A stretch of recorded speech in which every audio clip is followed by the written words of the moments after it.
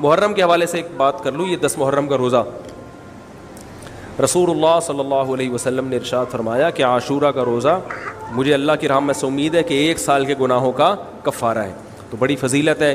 رمضان کے بعد سب سے زیادہ فضیلت عاشورہ کے روزے کی ہے, 10 محرم کا روزہ. جی ہاں دوستو, کیسے ہیں؟ امید ہے جو آپ لوگ اچھے سے ہوں گے, خیریت سے ہوں گے. جی ہاں دوستو, آپ کے لیے میں نیکسٹ ویڈیو لے کر آیا ہوں جو مفتی طارق مسعود صاحب کا ہے. جی ہاں دوستو, اس ویڈیو میں ہم جاننے والے ہیں 10ویں محرم کے بارے میں. جی ہاں دوستو, اللہ کے رسول محمد صلی اللہ تعالی علیہ وسلم نے جو ارشاد فرمایا, اے مسلمانوں 9ویں اور 10ویں کی روزہ رکھا کرو, اس کی بہت فضیلت ہے. جی ہاں دوستو, اور ساتھ ہی ساتھ ہم یہ بھی جانیں گے جو جب محرم کا مہینہ آتا ہے, جب محرم کا دن آتا ہے, تو اس میں ہم لوگوں کو کیا کرنا چاہیے اور کیا نہیں کرنا چاہیے, سارا چیز تفصیل سے ہم جانیں گے مفتی طارق مسعود صاحب سے. کیونکہ جب بھی پورا سال ہم لوگ کو محرم کا انتظار رہتا ہے, اسی لیے جو ہم ڈھول تاشے بجا سکے, مطلب ہم خرافات کر سکے, غلط کام کر سکے. جی ہاں دوستو, لیکن محرم اس کے لیے نہیں ہے. ہمارے حسین نے دین کے, اپنے نانا کی دین بچانے کے لیے اپنے پورے خاندان کو کربلا میں شہید کر دیے. دیکھتے ہیں مفتی طارق مسعود صاحب اس کے بارے میں کیا کچھ بتاتے ہیں, روزہ رکھنے کے لیے کیا کچھ جانکاری دیتے ہیں, اور ساتھ ہی ساتھ ہم یہ جانیں گے جو محرم کے ٹائم میں کیا کچھ کرنا چاہیے ہر ایک انسان کو. تو آئیے ہم پہلے یہ ویڈیو دیکھ لیتے ہیں. چینل پہ نہیں تو پلیز سبسکرائب کر دیجیے گا, بیل آئیکن بٹن کو بھی دبا دیجیے گا, اور آپ کو یہ ویڈیو کیسی لگے ہمیں ضرور کمنٹ کر کے بتائیے گا. اور ہمیں یہ چیز بتا سکتے ہیں جو ہمارے رضوان بھائی آپ یہ چیز پہ ریئیکشن دو, اب یہ ویڈیو پہ ریئیکشن دو تو ہم اسی ٹائپ کا ویڈیو آپ کے لیے لے کے آتے رہیں گے. تو آئیے ہم پہلے ویڈیو دیکھ لیتے ہیں. محرم کے حوالے سے ایک بات کر لوں. یہ 10 محرم کا روزہ, رسول اللہ صلی اللہ علیہ وسلم نے ارشاد فرمایا کہ عاشورہ کا روزہ مجھے اللہ کی رحمت سے امید ہے کہ 1 سال کے گناہوں کا کفارہ ہے. تو بڑی فضیلت ہے. رمضان کے بعد سب سے زیادہ فضیلت عاشورہ کے روزے کی ہے, 10 محرم کا روزہ. سمجھ رہے ہیں محرم میں ہمیں شریعت نے کیا کرنے کا حکم دیا ہے, اسلام کیا کہتا ہے؟ پہلی بات, اسلام یہ کہتا ہے کہ محرم میں روزے رکھنا دوسرے مہینوں کی نسبت زیادہ ثواب ہے. رمضان کے بعد تو زیادہ سے زیادہ روزے رکھیں, اور اسپیشلی 10 محرم کا روزہ 1 سال کے گناہوں کا کفارہ ہے, یہ اور زیادہ ثواب ہے. پورے محرم نہیں رکھے جاتے تو کیا کرنا ہے, 10 محرم کا رکھنا ہے. حدیث میں آتا ہے کہ آپ نے حکم دیا 2 روزے ملا کے رکھو, کیونکہ یہودی جو تھے وہ 1 روزہ رکھتے تھے, صحیح ہے نا. تو یہودیوں سے مشابہت سے بچنے کے لیے ہمیں حکم دیا کہ اس کے ساتھ 1 اور روزہ ملائیں. تو علماء یہ کہتے ہیں کہ آج کل یہودی 10 محرم کا روزہ نہیں رکھتے, تو اب مشابہت ختم ہو گئی ہے. تو اگر کوئی 9, 10 یا 10, 11 کا رکھ لے تو اچھی بات ہے, نہیں تو صرف 10 محرم کا بھی رکھ لے تو بھی انشاءاللہ پورا ثواب ملے گا, کیونکہ اب اس میں مشابہت رہی نہیں ہے. سمجھ رہے ہیں کہ نہیں سمجھ رہے؟ یہ کرنے کا کام ہے. دوسرا کام, محرم میں گناہ دوسرے مہینوں کی نسبت زیادہ, اس کی قباحت زیادہ بڑھ جاتی ہے, کیونکہ 4 مہینے محترم ہیں, شوال, ذی قعدہ, ذی الحجہ, محرم اور رجب. یہ 4 مہینے جو ہیں اسلام میں اشہر حرم کہلاتے ہیں.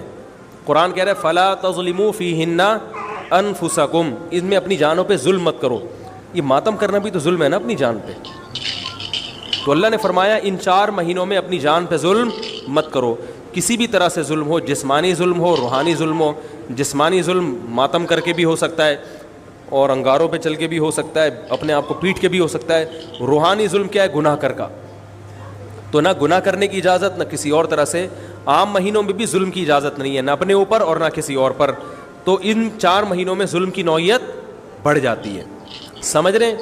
یہ ایک محرم کی فضیلت ہے اسلام میں. اور تیسری فضیلت جو محرم کی, جو بعض روایات سے ثابت ہے, یعنی جو فضیلت تو نہیں کہیں گے اس کو, جو محرم میں کرنے کا کام ہے, وہ بعض احادیث میں آتا ہے کہ آپ صلی اللہ علیہ وسلم نے ارشاد فرمایا کہ عاشورہ کے دن اپنے اہل و عیال پر دسترخوان کو وسعت دو, اس سے رزق میں برکت ہوتی ہے. لیکن یہ جو حدیث ہے یہ ضعیف ہے, سند کے لحاظ سے پاورفل اور مضبوط نہیں ہے. بعض علماء نے کہا کہ اس کثرت طرق کی وجہ سے حسن کے درجے کو پہنچ گئی ہے. ہمارے ہی بعض اکابر علماء کی رائے ہے, علماء جو بر صغیر کے علماء, بڑے بڑے علماء ہیں, میں نام نہیں ذکر کرتا لیکن بہت بڑی اپر لیول کے علماء ہیں, ان کی رائے یہ ہے کہ یہ ضعیف اتنی ضعیف نہیں ہے کہ بالکل ہی مسترد کر دی جائے, ٹھیک ہے نا, اور تعدد طرق کی وجہ سے درجہ حسن کو پہنچ گئی ہے. علامہ ابن تیمیہ رحمہ اللہ تعالی, جن کو سعودی عرب میں بہت فالو کیا جاتا ہے, ان کی رائے اور سلفی علماء کی رائے جو سعودی عرب کے العثیمین بن باز وغیرہ تھے, ان کی رائے یہ کہ یہ حدیث بالکل صحیح نہیں ہے اور اس کی کوئی حیثیت نہیں ہے کہ دسترخوان کو وسیع کیا جائے اور عاشورہ کے دن کھانا کھلایا جائے. سمجھ رہے کہ نہیں سمجھ رہے؟ لیکن جو دوسری طرف معتدل علماء, معتدل سے مراد میں ان کو برا نہیں کہہ رہا, لیکن انہوں نے حدیث کی جو اب اگر آپ سندوں کی تحقیق کریں گے تو اس کو بالکل من گھڑت قرار دینا درست نہیں ہے. اگر سندوں کی تحقیق کریں گے تو ایسا معلوم ہوتا ہے کہ علامہ ابن تیمیہ رحمہ اللہ تعالی جو ہمارے لیے قابل احترام ہے, انہوں نے اس حدیث کو رد کرنے میں تھوڑا مبالغہ سے کام لیا, غلو کیا ہے. ایسا نہیں ہے کہ بالکل ہی اس کی کوئی ویلیو نہیں ہے. تو ضعیف روایتیں ہیں لیکن کثرت طرق کی وجہ سے درجہ حسن کو پہنچ گئی ہیں. سمجھ رہے کہ نہیں سمجھ رہے؟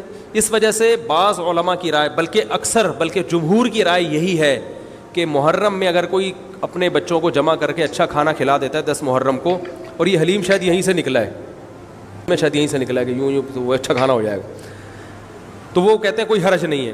لیکن ایک بات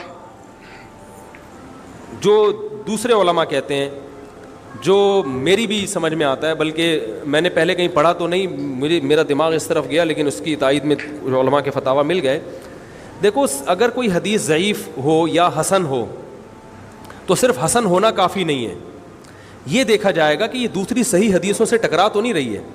یہ بھی ایک فقہ کا اصول ہے کہ اگر ایک کمزور چیز ہے لیکن وہ طاقتور دلیل سے ٹکرا رہی ہے تو پھر اس کمزور چیز کو بالکل رد کیا جائے گا.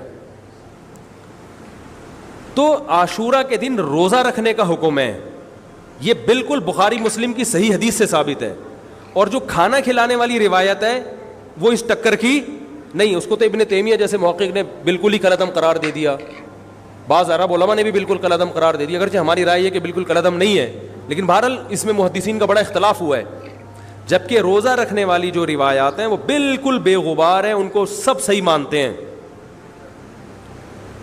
تو کھانا کھلانا اور روزہ جمع بولو بھائی نہیں ہو سکتا, اس لیے کہ اگر وہ روزے کا دن ہے تو کھانے کا دن نہیں ہے, کھانے کا دن ہے تو روزے کا نہیں. ابن تیمیہ رحمہ اللہ تعالیٰ کی رائے یہ ہے کہ بعض لوگوں نے شیعہ کی مخالفت میں غلو کیا ہے. شیعہ نے اس دن کو چونکہ منحوس بنا دیا 10 محرم کو, تو انہوں نے مخالفت میں اس دن کو ایک سیلیبریٹ کرنے کے لیے نا کھانا کھلانے کا حکم دے دیا کہ ہم منحوس نہیں سمجھتے بلکہ اس کا کیا کریں گے, اپوزٹ, کہ کھاؤ اور کھلاؤ. تو انہوں نے کہا یہ بھی غلو ہوا ہے دوسری طرف. بھائی منحوس نہیں ہے, مبارک ہے ہماری نظر میں, لیکن اتنا مبارک کہ اس میں کھانا کھلانا اور یعنی عید والا عنصر, کھانا کھلانا تو عید کے دن ہوتا ہے نا, تو عید نہیں ہے بہرحال. تو یہ بھی بڑی جاندار بات, اگرچہ یہ عقلی دلیل ہے مگر یہ ایسی نہیں ہے کہ بالکل اس کو کالعدم قرار دے دیا جائے. تو اب علماء نے دونوں حدیثوں کو تطبیق کی کوشش کی, علماء نے کہ بھئی کھانا بھی کھلاؤ اور روزہ بھی رکھو, افطاری میں کھلا دو,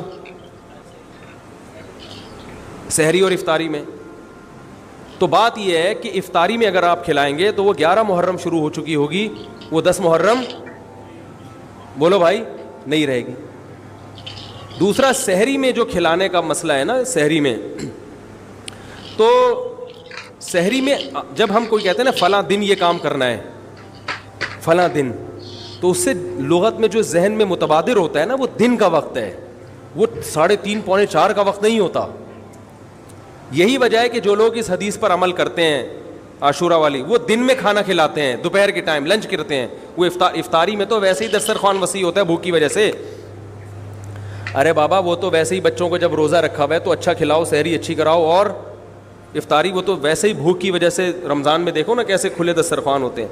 تو میں نے بڑی کوشش کی دونوں حدیثوں کو جمع کریں, لیکن تکلف کے بغیر یہ ممکن نہیں ہے. تو فقہ کا ایک اصول ہے کہ جب کوئی بے غبار صحیح حدیث ہوتی ہے اور اس سے ایک اصول ثابت ہو رہا ہے, تو اس کے مقابلے میں اگر کمزور روایت آئے گی جو اس سے ٹکرا رہی ہوگی, تو اس کمزور روایت کو, اگرچہ وہ موضوع من گھڑت نہیں ہے, لیکن اس کمزور کو اس صحیح حدیث کی مخالفت کی وجہ سے بولو بھائی رد کر دیے جائیں. اس لیے میرا نالائق کا موقف یہ ہے, میں بہت نالائق ہوں, میں اتنی بڑی بڑی باتیں کرتا نہیں ہوں, لیکن ساڑی عقلچ یہ چیز آندھی نہیں ہے کہ بھائی جو روزے کا دن ہے وہ بھوکے پیاسے رہنے کا دن ہے, وہ کھانے کھلانے کا نہیں ہے. افطاری میں تو ویسے ہی کھاؤ بھی کھلاؤ بھی. تو اور اس کا نقصان یہ بھی ہوتا ہے کہ لوگوں نے اس کھانا کھلانے کے چکر میں روزے چھوڑ دیے ہیں. سمجھ رہے ہیں, جب حلیم پکے گا تو کون روزہ رکھے گا بھائی؟ ساری رات گھوٹا لگے گا حلیم کا کہ کل دسترخوان وسیع کرنا ہے, تو پھر روزہ گیا, وہ تو تیل لینے گیا, روزہ کون رکھے گا روزہ؟ تو وہ حدیث, صحیح حدیث کی بالکل اس میں ٹائٹ قسم کی مخالفت ہو رہی ہے, ٹھیک ہے نا. تو نالائق کی رائے, پھر بھی اگر کوئی دوسرے علماء کی رائے کو فالو کرتا ہے تو وہ کھائے بھی کھلائے بھی. میں کہتا ہوں جو مضبوط چیز ہے اس کو لینا چاہیے, جو کمزور چیز ہے اس کو چھوڑ دینا چاہیے. ہمارے حضرت مفتی رشید احمد صاحب رحمہ اللہ ایک بات کہتے تھے کہ جہاں کھانا کھلانے کی حدیث آئے گی نا وہاں مسلمان اس کو لے ہی لے گا. کھانے پینے کی جہاں بات آئے گی مسلمان کیا کرتا ہے؟ وہ کہتا ہے بھائی یہ صحیح ہے, یہ بالکل صحیح حدیث ہے, ٹھیک ہے نا. وہ کیا کرتا ہے, جن علماء کی تحقیق ہے وہ تو تحقیق سے کہہ رہے ہیں, لیکن عام پبلک کی عادت یہ ہوتی ہے کہ فتویٰ بھی اسی کا فالو کریں گے جہاں کھلانے کا تذکرہ آ رہا ہو. تو اب ہمارے کہتے ہیں جہاں کھانا کھلانے کی بات آئی مسلمان کہتا ہے بس یہ بالکل صحیح بخاری کی طرز پر, یہ بخاری کی شرط پر یہ حدیث. تو بھائی بھوکا رہنا عبادت ہے, بھوکا رہنا سنت ہے. بچوں کو تو ویسے ہی کھلاؤ, عاشورہ ہو یا نہیں ہو, اور سحری افطاری کرا دو, اچھی سی روزہ رکھواؤ. اور جو بالکل چھوٹے بچے ہیں وہ تو ویسے ہی کھاتے ہیں. تو اس لیے, اور پھر اس کا نقصان کیا ہو رہا ہے, حلیم کے گھوٹے لگ رہے ہیں پوری پوری رات بیٹھ کے, اس کے الگ نقصانات ہیں, سبیلیں لگ رہی ہیں. حضرت حسین رضی اللہ تعالیٰ عنہ تو کربلا میں شدید گرمی میں بھوکے اور پیاسے اپنی جان دیتے ہیں, اور یہاں ہم کیا کر رہے ہیں؟